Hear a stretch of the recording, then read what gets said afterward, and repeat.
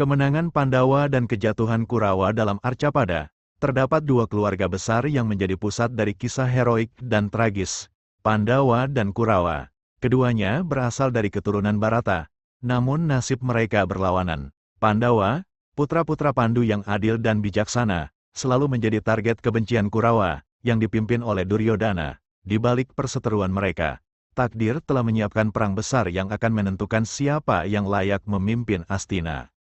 Pandawa adalah 5 saudara yang lahir dari 2 ibu, Dewi Kunti dan Dewi Madrim. Yudhistira, Bima, dan Arjuna adalah putra Dewi Kunti, sementara Nakula dan Sadewa adalah putra Dewi Madrim. Mereka tumbuh dengan cinta kasih dan kebijaksanaan, namun sejak kecil, mereka selalu berselisih dengan Kurawa, 100 saudara yang penuh ambisi dan keserakahan.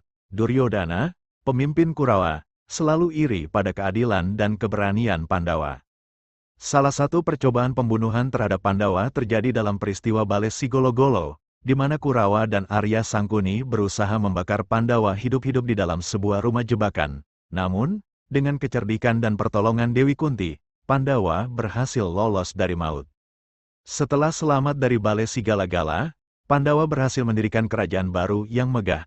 Indraprasta, melihat kejayaan mereka, Duryodana semakin marah dan mencari cara lain untuk menghancurkan saudara-saudaranya. Ia kemudian menantang Yudhistira dalam permainan dadu, di mana liciknya Arya Sangkuni membuat Pandawa kalah. Akibatnya, Pandawa harus menyerahkan seluruh kerajaannya dan menjalani pembuangan selama 13 tahun, termasuk 1 tahun hidup dalam penyamaran.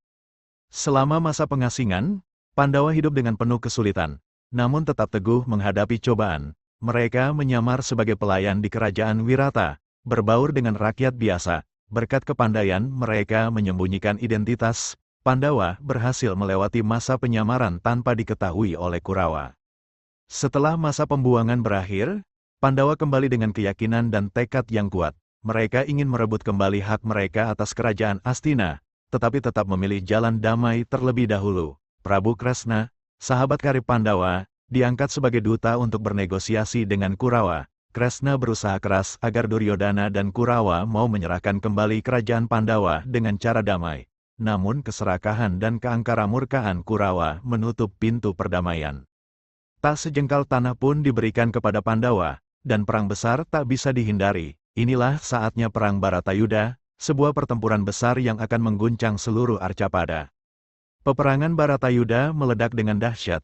Dua keluarga besar ini, yang seharusnya bersatu, kini terpecah menjadi 2 kubu yang saling membinasakan. Di pihak Pandawa, para ksatria hebat seperti Bima, Arjuna, dan para sekutu lainnya, seperti Gatotkaca dan Srikandi, berjuang mati-matian untuk menegakkan kebenaran. Di pihak Kurawa, Duryodana dibantu oleh para ksatria kuat seperti Karna dan Bhisma, yang membela mereka meski tahu bahwa kejahatan Kurawa tak bisa dibenarkan.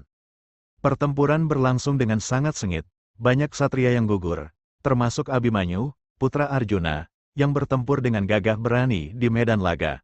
Meski Pandawa kehilangan banyak sekutu, mereka tetap teguh berdiri. Kekuatan, kesetiaan, dan keberanian mereka tak pernah goyah. Akhirnya, pada hari terakhir pertempuran, Duryodana yang licik bertarung dengan Bima. Dengan bantuan Kresna, Bima mengingat titik kelemahan Duryodana, yaitu di paha, yang membuatnya berhasil mengalahkan pemimpin Kurawa tersebut. Satu persatu Kurawa dan para ksatria pendukungnya tumbang di medan perang. Karma akhirnya berlaku bagi mereka yang telah berbuat kejahatan. Perang Baratayuda berakhir dengan kemenangan di pihak Pandawa. Duryodana dan seluruh keluarganya musnah, mengakhiri kekuasaan mereka yang kejam dan penuh tipu daya.